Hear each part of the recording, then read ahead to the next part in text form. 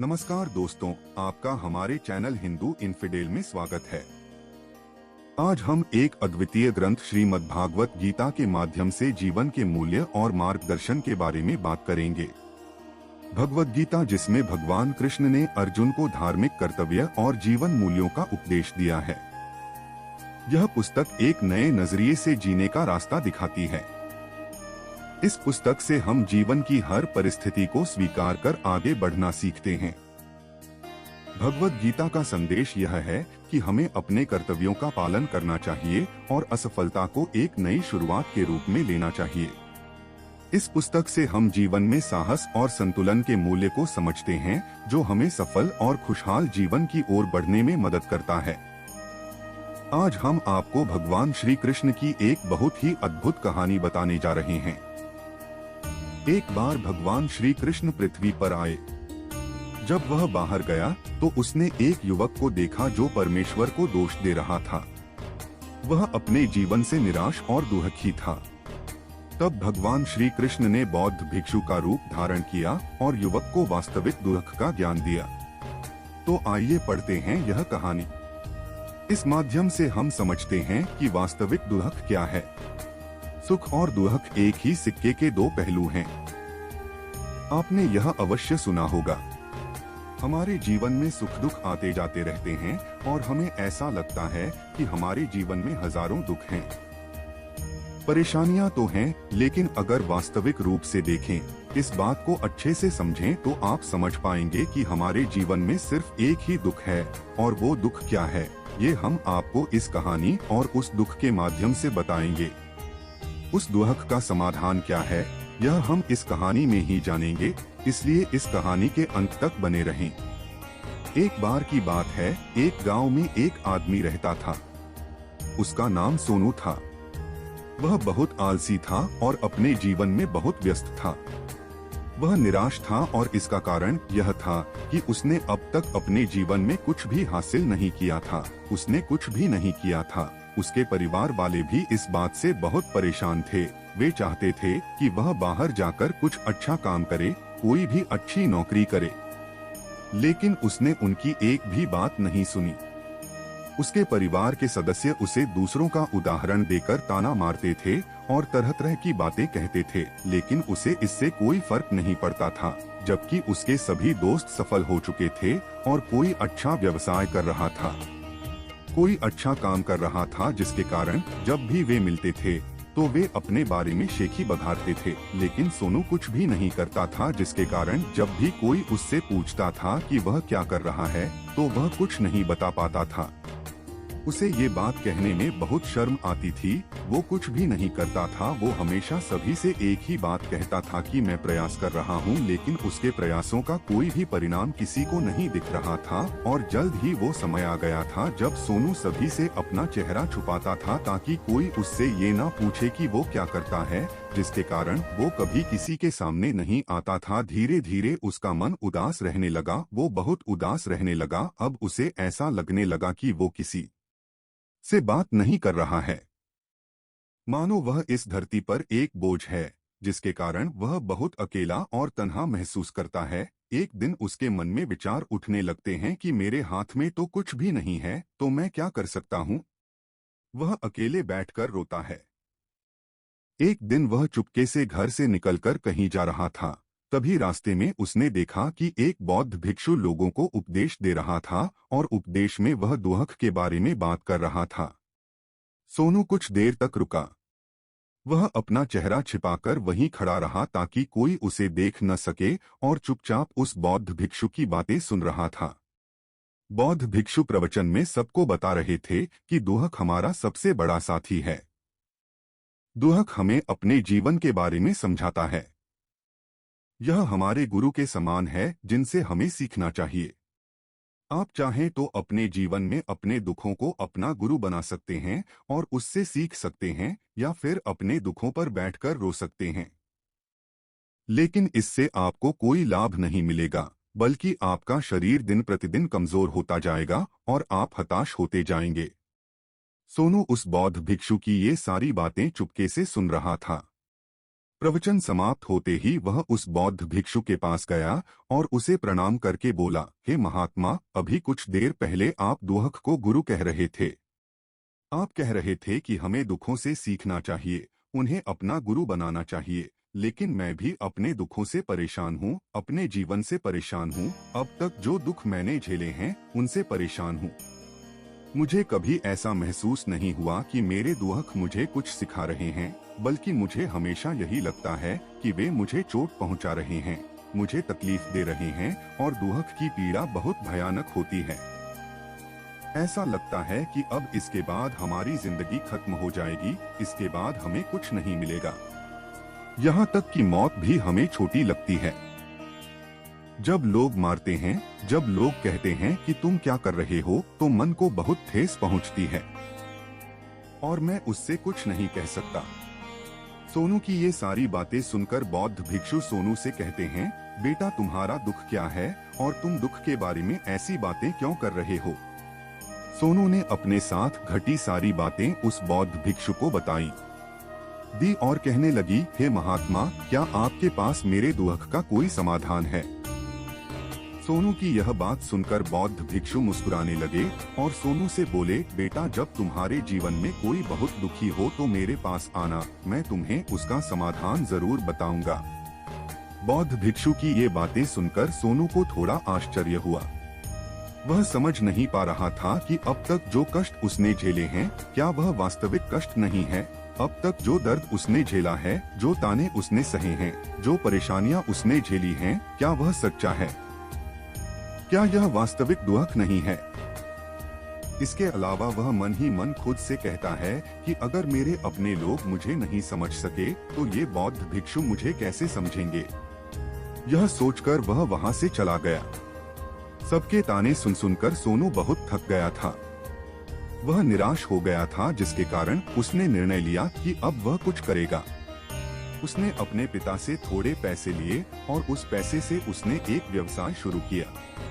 उसके पिता बहुत खुश थे कि कम से कम मेरा बेटा कुछ करने की कोशिश तो कर रहा है, लेकिन उसे अपने व्यवसाय में कोई सफलता नहीं मिल रही थी, जिसके कारण वह बहुत निराश हो गया था। वह समझ नहीं पा रहे थे कि क्या करें और कैसे अपने कारोबार को आगे बढ़ाएं। तब उसके पिता ने उससे कहा, बेटा कोई समस्या नहीं, प्रयास करते रहो, आज नहीं तो कल सफलता अवश्य मिलेगी। सोनू ने अपने पिता की बात मानी और खुद पर कड़ी मेहनत करनी शुरू कर दी। धीरे धीरे उन्हें सफलता मिलने लगी और फिर उन्होंने गति पकड़ी और महज 3 साल के अंदर ही वे बहुत बड़े बिजनेसमैन बन गए। अब उसके पास धन संपत्ति की कोई कमी नहीं थी। जो लोग पहले उन्हें नापसंद करते थे, अब उन्हें पसंद करते हैं, उनके बारे में चिंतित हैं और उनके कार्यों की सराहना करते हैं। उसके माता पिता भी अब अपने बेटे से बहुत प्यार करते थे। वे खुश थे और अपनी सफलता से बेहद प्रसन्न थे। धीरे धीरे सोनू के दोस्तों की संख्या लगातार बढ़ती जा रही थी। सोनू के कुछ दोस्तों ने भी उसे सलाह दी कि उसे अपने कारोबार को तेजी से आगे बढ़ाना चाहिए और इसे और आगे बढ़ाना चाहिए। आप शहर के सबसे बड़े व्यापारी हैं, तभी आप इतने खुश हैं। आपके साथ ये सब लोग हैं, जबकि आप सोचते हैं कि जब आप इस राज्य के सबसे बड़े व्यापारी बन जाएंगे तो आपके यहाँ लोगों की भीड़ लग जाएगी, लोग आपसे मिलने के लिए समय मांगेंगे, यहाँ तक कि इस राज्य का राजा भी आपसे मिलना चाहेगा, आपकी तारीफ करेगा और अगर कभी ऐसी जरूरत पड़ी तो वो आपसे पैसे उधार लेने जरूर आएगा। सोनू को अपने दोस्तों की यह बात बहुत पसंद आई। सोनू ने सोचा कि मेरे दोस्त सही कह रहे हैं। आपको अपना व्यवसाय बढ़ाना चाहिए और विस्तार करना चाहिए, तभी हर कोई मेरे बारे में जान सकेगा, जिससे हर कोई मुझे पहचान सकेगा।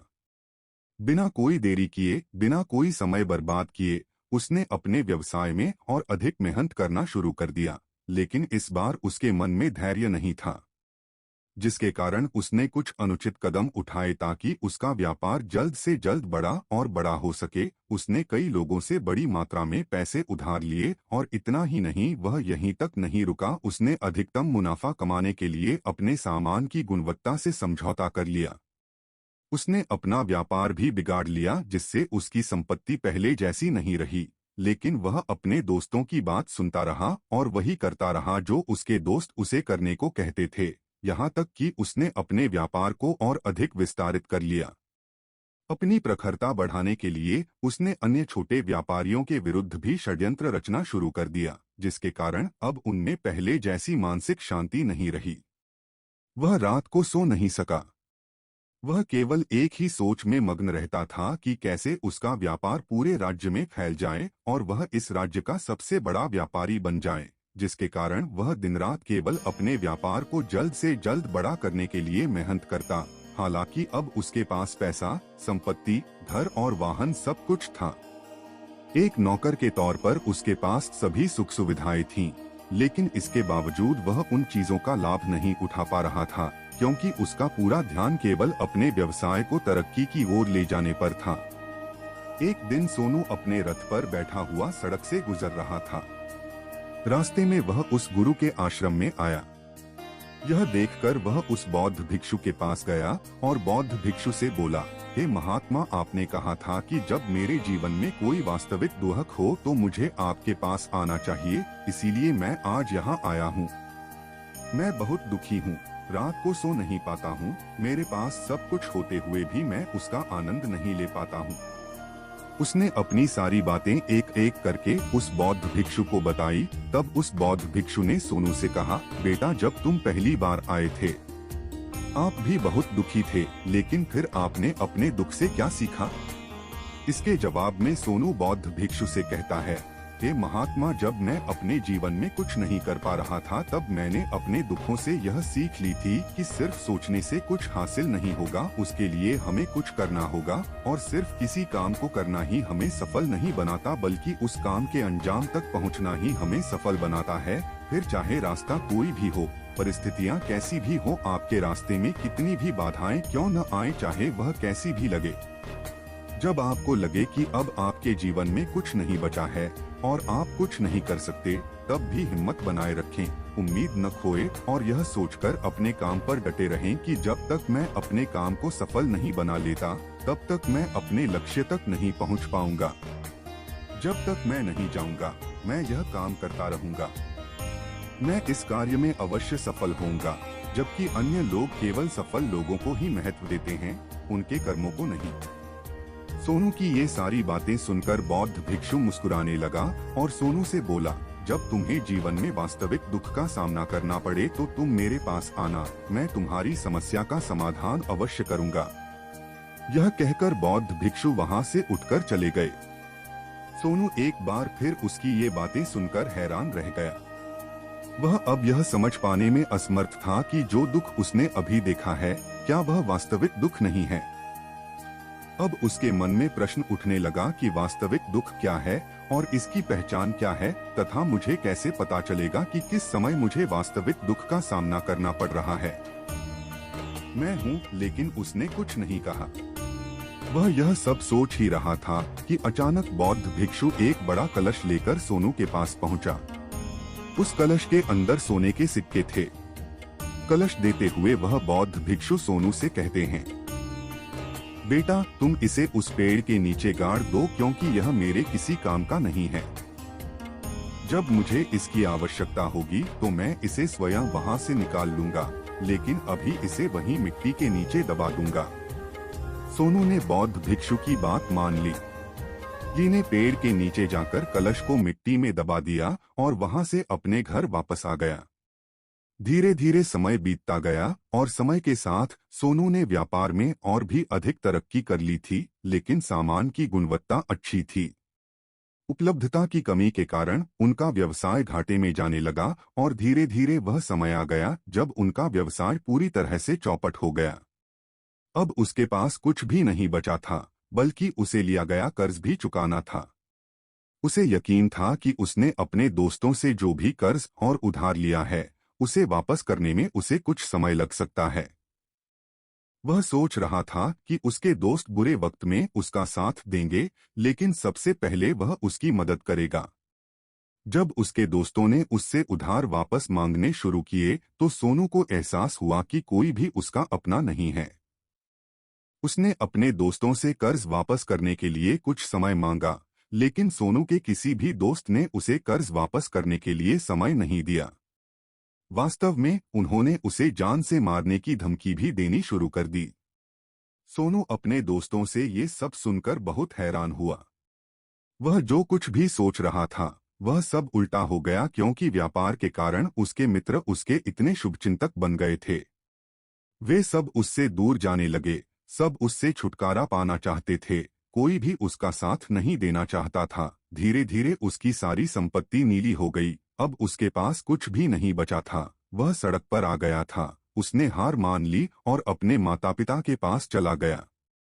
अपने पिता से बोला, पिताजी मेरी मदद कीजिए, मेरे ऊपर बहुत कर्ज है, मुझे उसे लौटाना है, कृपया मुझे कुछ पैसे दे दीजिए।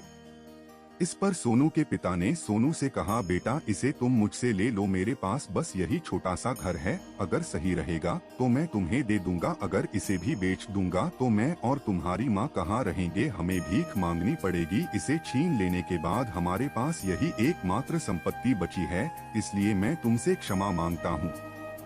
मेरे माता पिता की यह बात सुनकर सोनू चुपचाप वहाँ से चला गया। वह चला गया और मन ही मन सोच रहा था कि अब मेरे पास कुछ भी नहीं बचा है, जो कुछ भी था वह सब लूटकर बर्बाद हो गया, अब मैं जीकर क्या करूँगा। अब मेरे पास एक ही रास्ता है जिससे मैं अपने कर्जदार से छुटकारा पा सकूं। यह सोचते हुए वह एक ऊंची पहाड़ी की ओर पहुंचा। वह पहाड़ी पर चढ़ रहा था, तभी उसे याद आया कि बौद्ध भिक्षु ने कहा था कि जब तुम्हें वास्तविक पीड़ा हो तभी तुम मेरे पास आना और मैं तुम्हारी समस्या का समाधान अवश्य करूंगा। सोनू ने यह सोचा। एक बार फिर उसके मन में आशा की लहर दौड़ गई। सोनू तुरंत बौद्ध भिक्षु के पास गया और उन्हें प्रणाम करके अपने साथ घटी सारी बात उन्हें बताई और बोला, हे महात्मा, आपने तो कहा था कि जब वास्तविक दुख आएगा तो मैं उसका निवारण अवश्य करूंगा। तभी बौद्ध भिक्षु सोनू की यह बात सुनकर मुस्कुराने लगा और बोला, बेटा वास्तविक दुख कहाँ है, जब वास्तविक दुख तुम्हारे जीवन में आएगा तो मैं उसका निवारण अवश्य करूंगा। उस बौद्ध भिक्षु के मुख से यह बात सुनकर सोनू का धैर्य टूट गया और सोनू ने उस बौद्ध भिक्षु से कहा, हे महात्मा, यह वास्तविक दुख क्या है? क्या मैंने कभी कुछ अनुभव किया है? आज तक मैंने जो भी कष्ट झेले हैं, क्या वह सही है? क्या यह दुख नहीं है? क्या इसे दुख नहीं कहते?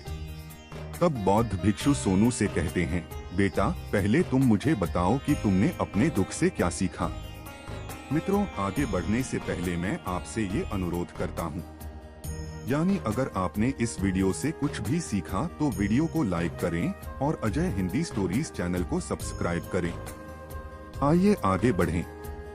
इसका उत्तर देते हुए सोनू उस बौद्ध भिक्षु से कहता है, हे महात्मा, मैंने सिर्फ यही देखा है कि वो लोग जो आपकी तरक्की में आपके साथ चलते हैं और आपका साथ देते हैं, वो आपके साथ जरूर विश्वासघात करेंगे, क्योंकि ऐसे लोग बुरे वक्त में आपका साथ नहीं देंगे बल्कि सिर्फ आपका फायदा उठाने की कोशिश करेंगे। इसलिए ऐसे लोगों पर भरोसा न करें बल्कि उन पर भरोसा करें जो आपकी असफलता से डरते हैं।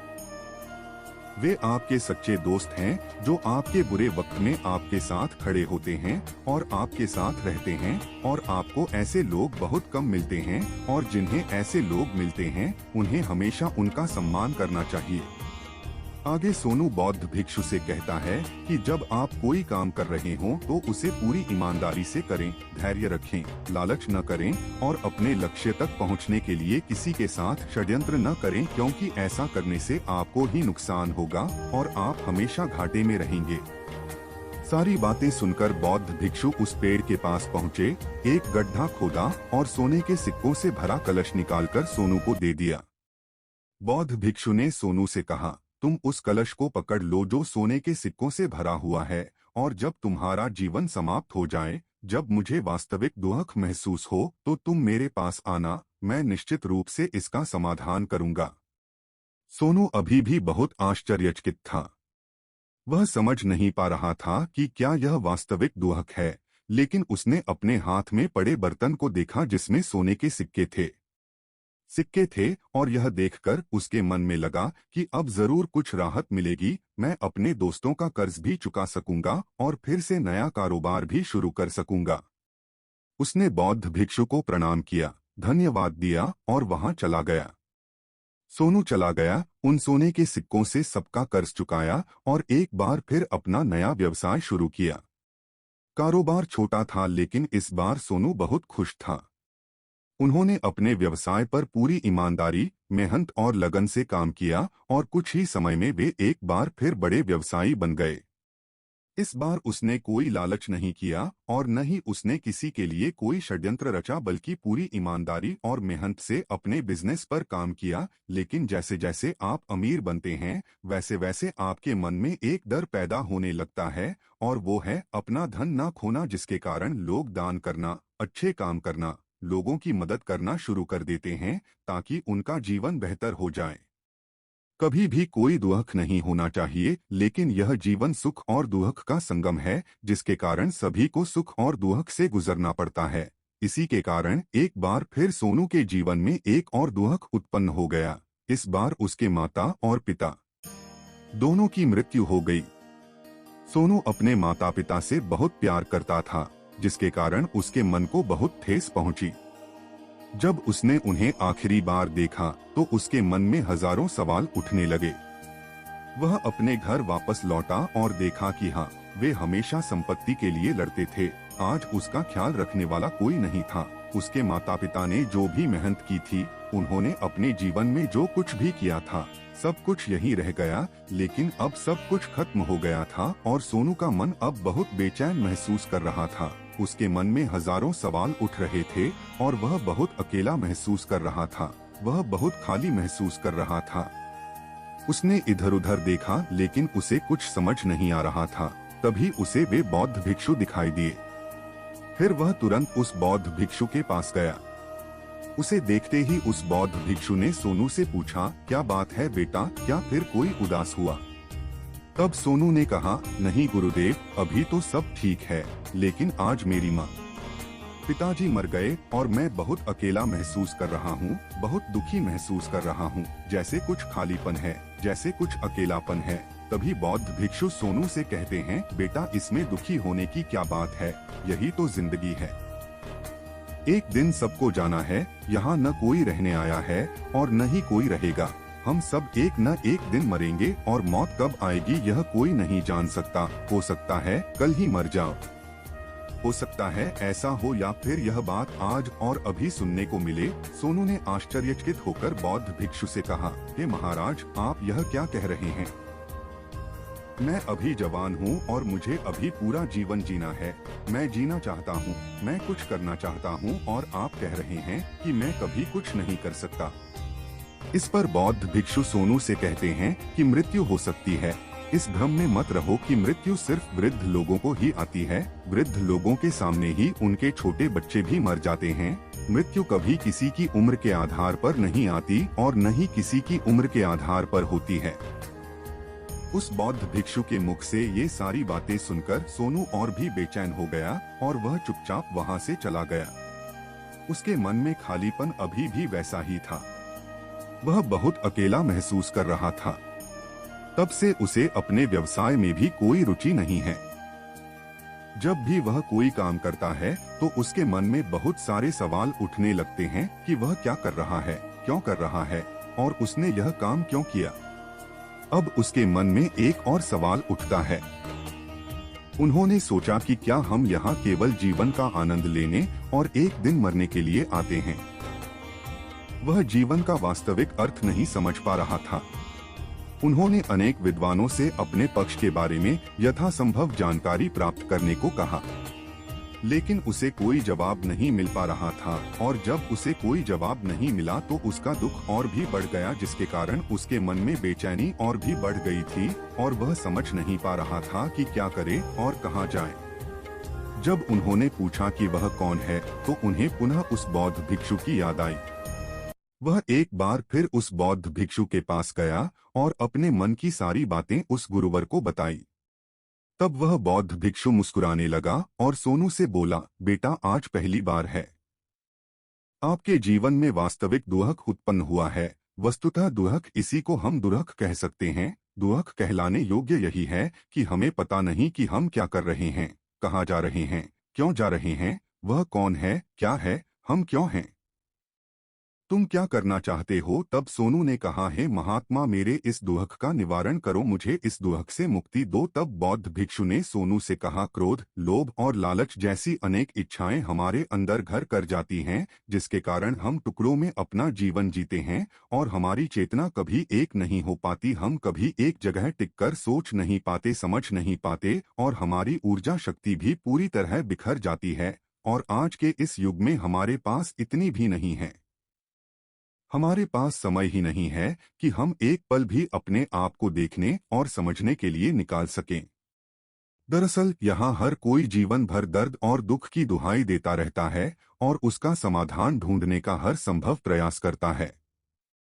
लेकिन जिस तरह से हम दुख के बारे में सोचते हैं वो दुख है ही नहीं, वरना उसका समाधान कैसे मिलेगा? ये तो वो परिस्थितियां हैं जिनके कारण हम खुद को दुखी समझते हैं, खुद को परेशानी में समझते हैं। एक परिस्थिति से निकलते ही हम दूसरी में चले जाते हैं, हम उसी स्थिति में फंसे रहते हैं। जिस तरह हम पहली समस्या का सामना करते हैं उसी तरह हम दूसरी समस्या का भी सामना करते रहते हैं। और जब हम इन परिस्थितियों से हार मान लेते हैं, जब हमें लगता है कि अब कोई रास्ता नहीं है, तो हमें एक ही रास्ता दिखता है और वो है मौत। लेकिन ये कोई समाधान नहीं है, ये कोई रास्ता नहीं है। इसलिए अगर आप वाकई अपनी समस्याओं का समाधान चाहते हैं तो खुद को समेटना सीखें और अपनी ऊर्जा को इस दुनिया में वापस लौटाएं। एक काम करो और अपने आप पर ध्यान दो। मृत्यु से पहले खुद को पहचानो, खुद को जानो, खुद को बिखरने मत दो। तभी सोनू उस बौद्ध भिक्षु से कहता है, हे महाराज, क्या हमें ये जीवन नहीं जीना चाहिए? क्या हमें अपनी इच्छाओं को पूरा नहीं करना चाहिए? सोनू के सवाल का जवाब देते हुए बौद्ध कहते हैं कि हमें किसी से आसक्त नहीं होना चाहिए, हमें अपनी इच्छाओं को मारना चाहिए, हमें धन संचय नहीं करना चाहिए, क्योंकि हम मनुष्य हैं। इच्छाएं और वासनाएं तो मानो पहाड़ हैं, एक झरना जिसे कोई भी नियंत्रित नहीं कर सकता सिवाय देखने और परेशान होने के। लेकिन जब आप खुद पर ध्यान देना शुरू करते हैं तो आप खुद को जानते हैं, समझते हैं। जब आप इसे नियंत्रित कर सकते हैं तो इच्छाओं को भी। यह आपके नियंत्रण में है और फिर यदि आप चाहें तो उन इच्छाओं को अवश्य पूरा कर सकते हैं। गुरुदेव की ये सारी बातें सुनकर सोनू ने गुरुदेव से कहा, हे महाराज, आपका बहुत बहुत धन्यवाद। आपने आज मेरी सबसे बड़ी समस्या का समाधान कर दिया। मैं गुरुदेव से स्वयं सीखूंगा। मानव शरीर में बहुत ऊर्जा है, बहुत शक्ति है, वह बेकार की चीजों में खर्च हो जाती है, जिसके कारण हमारा जीवन भी बेकार की चीजों में व्यस्त रहता है। लेकिन हम कभी भी उस ओर अपना ध्यान नहीं देते, हम कभी भी अपनी ऊर्जा का उपयोग नहीं करते। कभी भी अपने ऊपर ध्यान मत दो, ध्यान मत दो। हमारी जिंदगी भी कुछ ऐसी ही है। हम अपनी जिंदगी में हमेशा ऊपर वाले से सवाल करते रहते हैं कि हमारी जिंदगी में इतना दुख क्यों है। ये सवाल हम सभी के मन में जरूर उठता है और इसका जवाब ये है कि भगवान चाहता है कि हम अपनी जिंदगी के आखिरी दुख तक पहुंच जाएं, उस गहराई तक पहुंच जाएं जहां पर हमें ये पता चल सके कि हमने अभी तक खुद को जाना नहीं है, हमने खुद को जाना नहीं है। मानव शरीर के अंदर जो ऊर्जा है, जो शक्ति है, उसके बारे में हमें अभी तक पता नहीं है। हम चाहें तो खुद को इकट्ठा कर सकते हैं, खुद को नियंत्रित कर सकते हैं, लेकिन हम इस ऊर्जा का व्यर्थ में इस्तेमाल करते रहते हैं और बेकार की चीजों में लगाते हैं, जिसके कारण हम खुद को कभी नहीं पहचान पाते और न ही खुद पर कभी नियंत्रण कर पाते हैं। लेकिन अगर आप खुद को जानना चाहते हैं, खुद को पहचानना चाहते हैं, तो सबसे पहले आपको खुद को इकट्ठा करना होगा, यानी आपको एकाग्र होना होगा। ध्यान लगाने से ही आप अपने दुखों से मुक्ति पा सकेंगे, आप उन समस्याओं का समाधान पा सकते हैं और तभी आप खुद को पहचान सकते हैं, खुद को जान सकते हैं और अपने जीवन के सभी दुखों का समाधान भी कर सकते हैं। दोस्तों, अगर आपको भगवान श्री कृष्ण के ये वचन पसंद आए तो कमेंट में जय श्री राधे कृष्ण जरूर बोलें। ऐसे ही प्रेरणादायक वीडियो देखने के लिए हिंदू इन्फिडेल चैनल को लिखें और सब्सक्राइब करें। धन्यवाद। जय श्री राधे कृष्णा।